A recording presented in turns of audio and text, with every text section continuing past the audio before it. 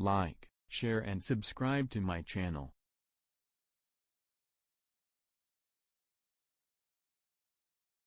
Hello guys, welcome to my hello दोस्तों, मैं पवन Kumar Chaudhary PKC classes में आप लोग का पुनः स्वागत करता हूं। दोस्तों, जैसा कि आप लोग जानते हैं कि हम क्लास 12 फिजिक्स फर्स्ट लेकर चल रहे हैं, जिसमें से हमने कुछ जो है पार्ट इसका ख़त्म भी कर दिए हैं और कल जो है लेसन 3 जो है चालू किए हैं। लेसन 3 चालू किए हैं जिसमें से हम आप लोग को बता दिए हैं विभव, एकल बिंदु आवेश के लिए वैद्युत विभव जो है ज्ञात करना, उसको हमने बता दिया है। दोस्तों, आज का जो हमारा टॉपिक है वो है अच्छी स्थिति में वैद्युत विभव की गणना करना। आज का जो टॉपिक हम लोगों का है वो है अच्छी स्थिति में वैद्युत विभव की गणना करना है। तो अच्छी स्थिति के लिए वैद्युत जो है विभव की गणना करने के लिए सबसे पहले हम लोग देखते हैं चित्र। और अच्छी स्थिति क्या होती है, अच्छी स्थिति के बारे में तो आप लोग जानते ही होंगे, क्योंकि वैद्युत क्षेत्र की तीव्रता जो है वहाँ भी हम लोग अच्छी स्थिति पढ़े हुए थे, और वैद्युत विभव हम लोग यहाँ भी पढ़ेंगे। तो मान लेते हैं कि एक द्विध्रुव है, ठीक है। मान लेते हैं एक द्विध्रुव है इस तरह से, जो दो आवेशों से मिलकर बना है।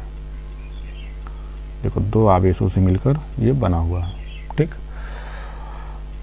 और मान लेते हैं एक माइनस क्यू आवेश है और एक प्लस क्यू आवेश, दो आवेश हो गया, दो आवेश से मिलकर बना है। एक का नाम ए हो गया, दूसरे का नाम मान लेते हैं बी हो गया, और इनके बीच का जो डिस्टेंस है बच्चों, ये मान लेते हैं 2l हो गया। इनके बीच का डिस्टेंस जो हो गया ये हो गया 2l।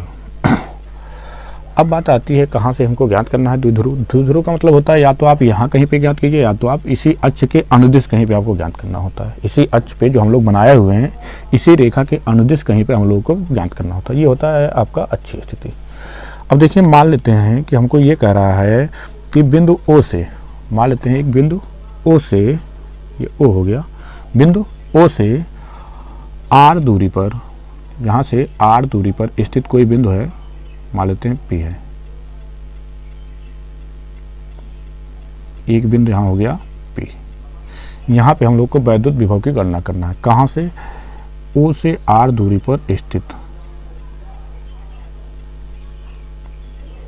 R दूरी पर हमको ये कह रहा है कि वैद्युत द्विध्रुव के केंद्र O से R दूरी पर स्थित बिंदु P है, वहाँ पे हम लोग को वैद्युत विभव की गणना करना है, ठीक है बच्चों। अब देखिए, आपको पता है यहाँ से लेकर टोटल दूरी क्या है, 2l है, और ये केंद्र है, तो इसका मतलब l इधर रहा होगा, l इधर रहा होगा, अर्थात ये दूरी जो हमारा हो जाएगा l हो जाएगा। यहाँ से यहाँ तक का जो दूरी होगा ये l हो जाएगा, और इधर भी l हो जाएगा, तभी तो जोड़ेंगे होगा 2l। देखो, ये लिए और ये लिए, इनको जोड़ देंगे तो क्या हो जाएगा, 2l हो जाएगा। देखो, l हो गया इधर और l उधर हो गया, इसको जब हम लोग जोड़ देंगे तो क्या हो जाएगा, 2l हो जाएगा।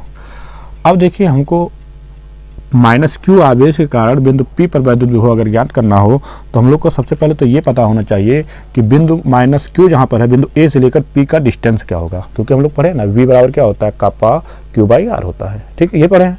तो पहले हमें A से लेकर P की दूरी R जो बीच के डिस्टेंस होता है उसको हमें पता होना चाहिए, ये चीज़ पता होना चाहिए, तो निकाल सकते हैं। देखो, इतना दूरी R है, ये दूरी L है, टोटल दूरी क्या हो जाएगा,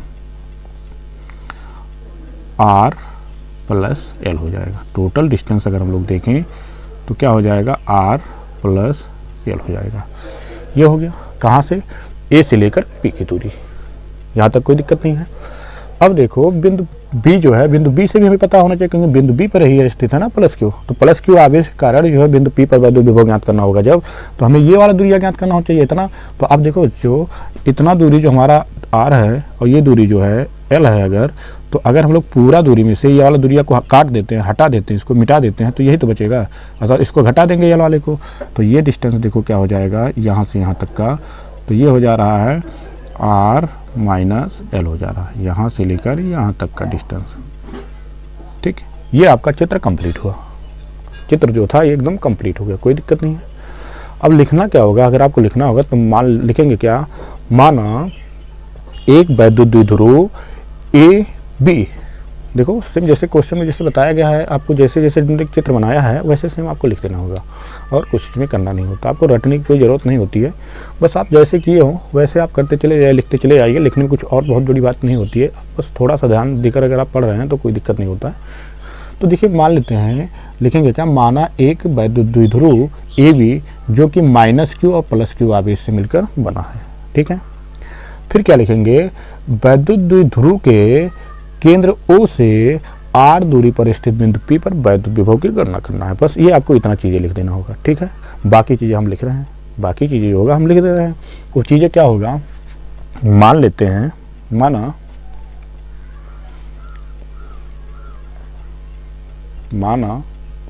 यहाँ से लिख देते हैं हम, माना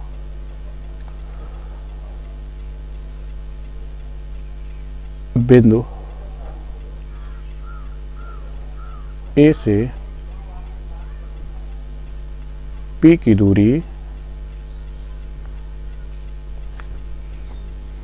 अर्थात किसकी, AP की दूरी बराबर क्या हो गया, तो हो गया R + L हो गया। देखो हम लोग निकाल दिए ना, AP की दूरी, A से P की दूरी R + L हो गया, ये हो गया।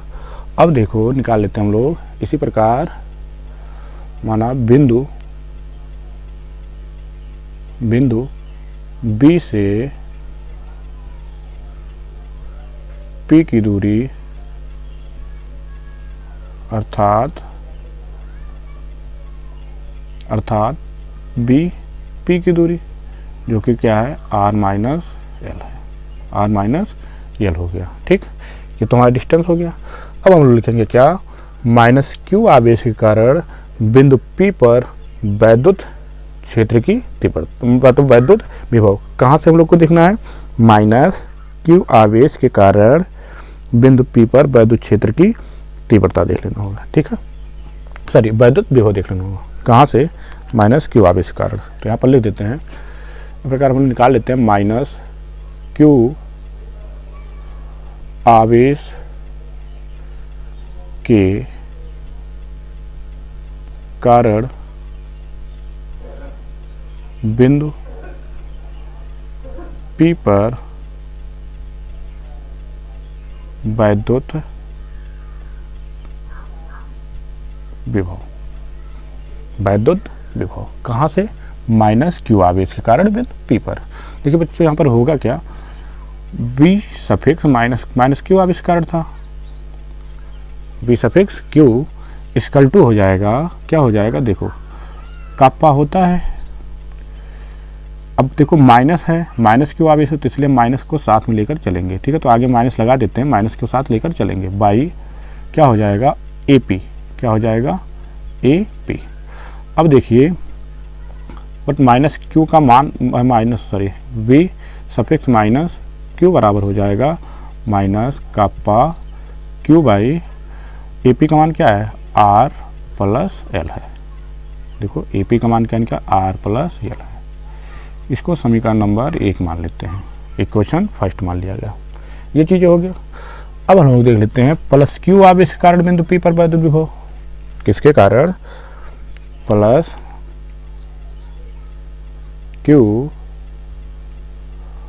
आवेश के कारण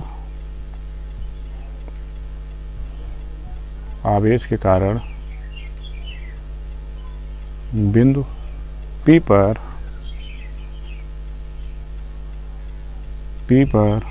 वैद्युत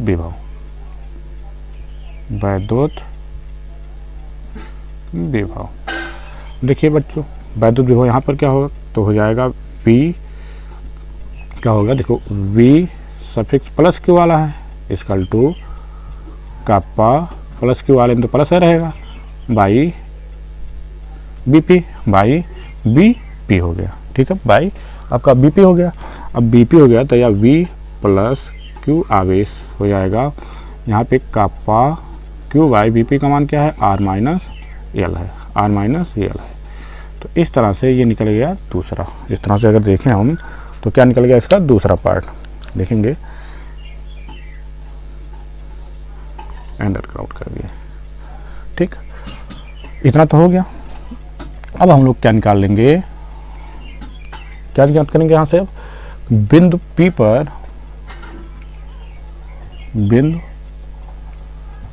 पर परिणामी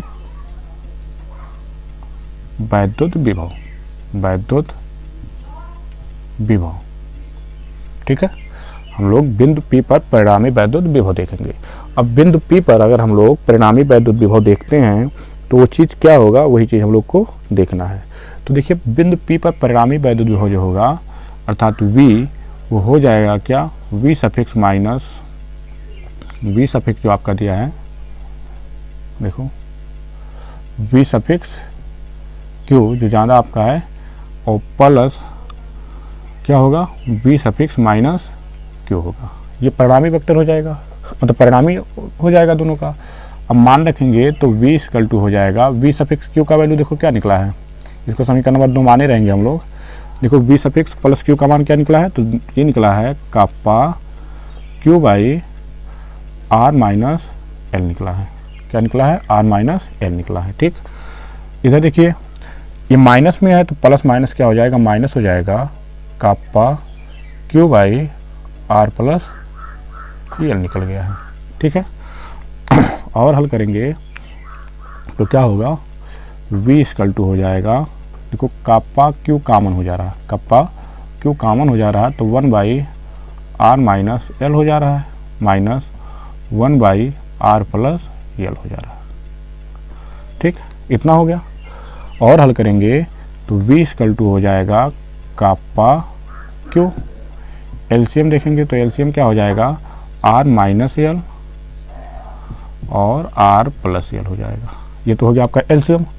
अब देखिए इससे इसमें भाग दीजिए तो ये कट जाएगा, बचा क्या, R प्लस L, तो R प्लस L हो गया, माइनस इसमें इससे भाग देंगे तो बचेगा R माइनस L, तो R माइनस माइनस क्या हो जाएगा, प्लस हो जाएगा, L हो जाएगा। अगर ना समझ में आया तो देखो एक स्टेप और लिख देते हैं हम, क्वेश्चन कर लीजिएगा क्या, R माइनस L, ठीक। इतना हो गया।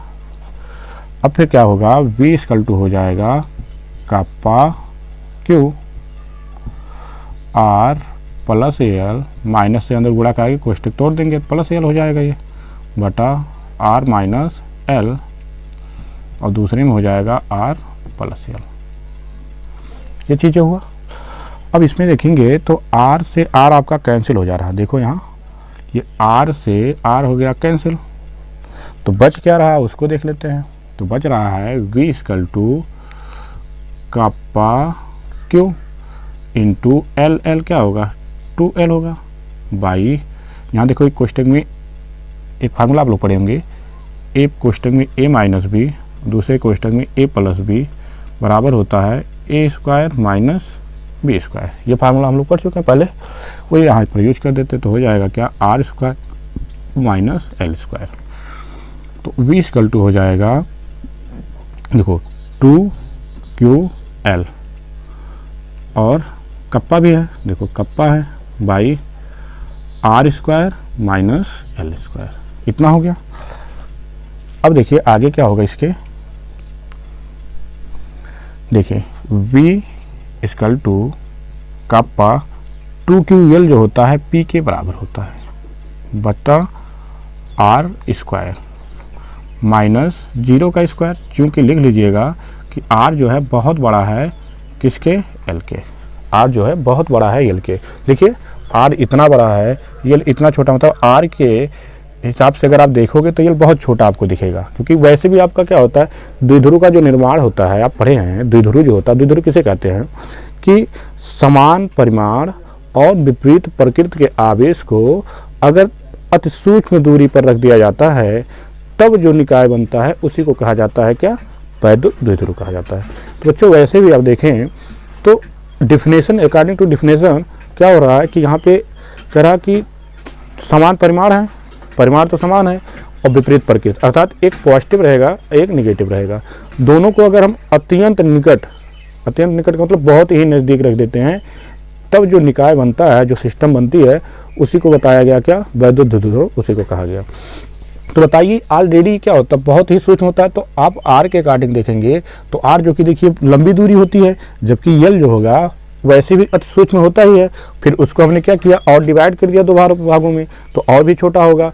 तो डिस्टेंस के हिसाब से क्या होगा, ये बहुत छोटा होगा। लंबाई जो इसकी होगी, लेंथ, ये जो यहाँ से यहाँ तक का ओ पॉइंट से लेकर पी पॉइंट तक का जो डिस्टेंस है, उसके अकॉर्डिंग क्या होगा, ये लगभग ना के बराबर होगा, अर्थात 0 होगा। ठीक है, तो 0 हो गया। तो अब v का वैल्यू क्या हो गया, v इक्वल टू हो जाएगा kappa p by R square हो जाएगा। तो बच्चों ये होता है क्या, अक्षीय स्थिति में वैद्युत विभव। तो एक चीज आप देख रहे होंगे, हम लोग जब वैद्युत क्षेत्र की तीव्रता पढ़ रहे थे, वहां भी हमारा क्या आया हुआ था, E इक्वल टू आया था kappa P by R cube आया हुआ था, जबकि यहाँ पे क्या आ रहा है, आर स्क्वायर आ रहा है। निष्कर्ष क्या निकल रहा है, तो निष्कर्ष आपका देखो ये निकल रहा है कि V जो है 1/r, अर्थात ये हुआ, यहाँ पर भी आप देखिए कि अगर दूरी को हम बढ़ा रहे होते हैं, दूरी को अगर हम बढ़ा रहे होते हैं, तो उसमें हमारा जो होगा पोटेंशियल होगा, विभव जो होगा वो क्या होगा, कम होगा।